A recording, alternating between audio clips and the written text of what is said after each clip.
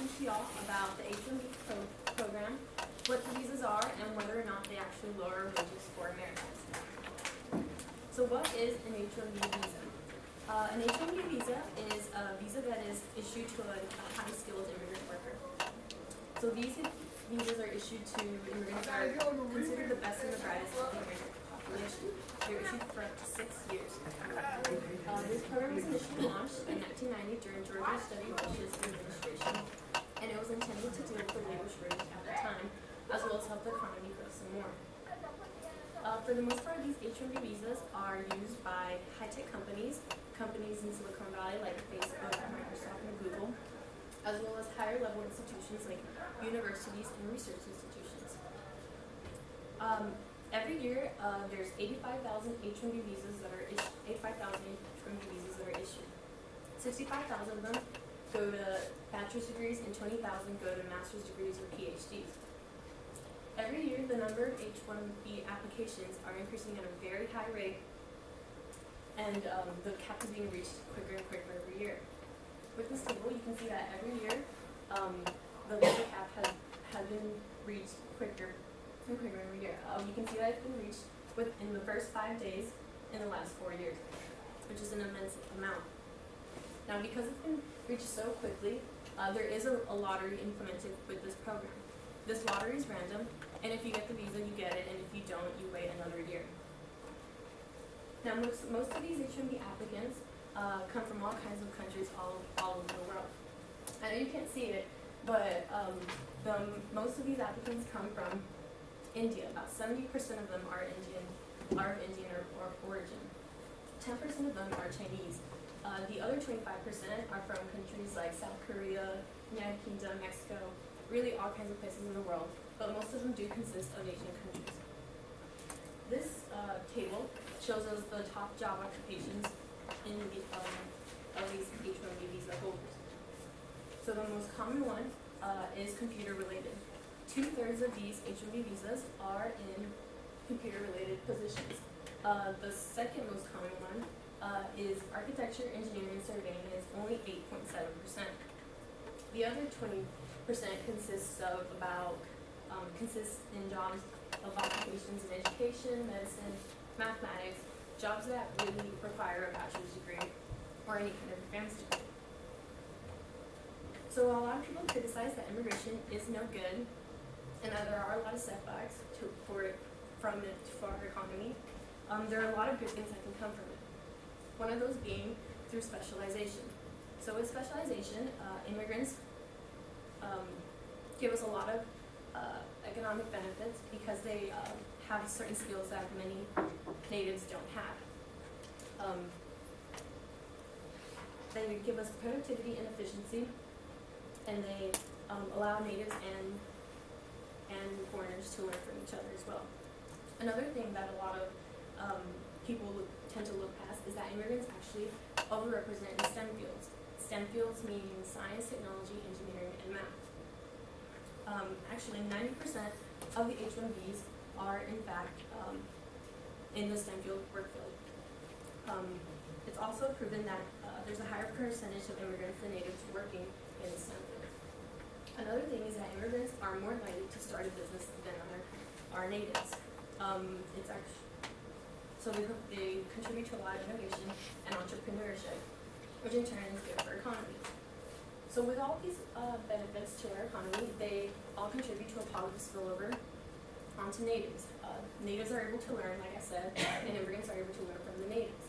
This positive spillover also comes onto companies who are able to make a lot of profits and are able to increase profits the longer they have these immigrants in their companies. So if immigration is so good, why is it that people are still arguing that it's bad? Why do people say that they lower wages or that they're displacing jobs? So with this graph, this supply and demand graph, we can see a pretty basic theory. We can see employment and wages being measured. As the amount of employment or labor increases, as you can see with the shift in the supply graph, the wages go down. Companies are willing to pay these people less money because there's so much more labor readily available. So in essence, The short answer would be yes, they do lower wages. But according to some evidence from George Borjas, a very prominent immigration expert, the amount of wage effect that immigrants have on the economy is debatable, and it also depends on the group of people. So with this graph, we can see the different types of groups are affected by H-1B visas and by immigration in general. So we'll be looking more at the college graduate and post-college because it is a high-skilled visa. So we can see that on all workers, there's about a 3 to 4% negative wage effect, which in reality isn't that much. We can also see that different groups of people are affected. So natives are affected about 2 to 3% negative wage effect, while foreign-borns have an about 8% negative wage effect. So we can see that foreign-borns are actually more affected than our native-borns. It's also proven, there's also evidence that low-skilled native workers are more affected than our high-skilled native workers. While there is a wage effect detected, there's also other key positives to keep in mind with the H-1B visa. So yes, there may be a reduction in wages, not significant, but it's there. But there's also the immigration surplus.